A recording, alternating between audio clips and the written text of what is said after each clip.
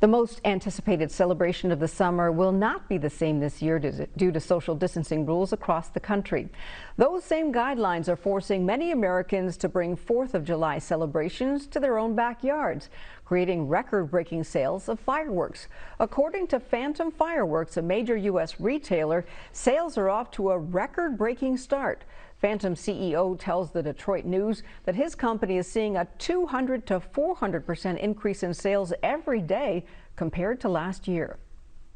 More people will be shooting fireworks off at home, and due to a recently passed law, Floridians can now legally buy stronger fireworks for use on 3 holidays, including Independence Day.